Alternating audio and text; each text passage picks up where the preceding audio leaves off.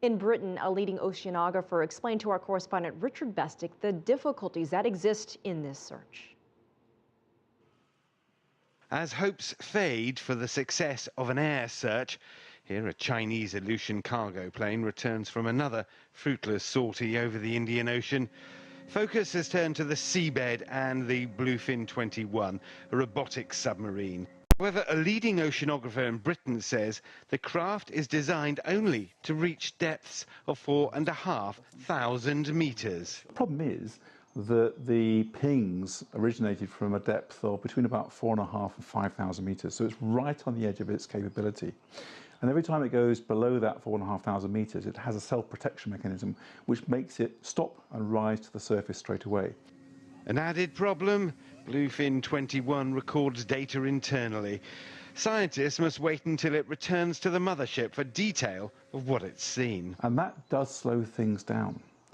And it's a bit like walking around Manhattan with a small pen light trying to pick up a coin on the sidewalk, and it's that sort of complication. It's a lot better than it was. Up until recently, it was an area about the size of continental North America, US and Canada. Now it's about the size of Manhattan. So it means it's gone from being pretty much impossible to being perfectly plausible, but it will take time. The seabed search, says Dr. Boxall, is on the foothills of a substantial mountain range. We still have better maps of the moon's surface, more detail of the moon's surface than we do of this part of the seafloor.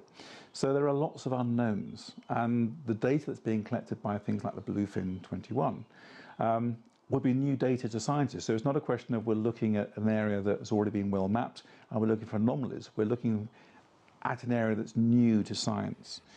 And among the other unknown elements, whether visual contact with the wreckage of MH370 has been obscured by silt and sediment on the sea floor. Richard Bestic, CCTV, London.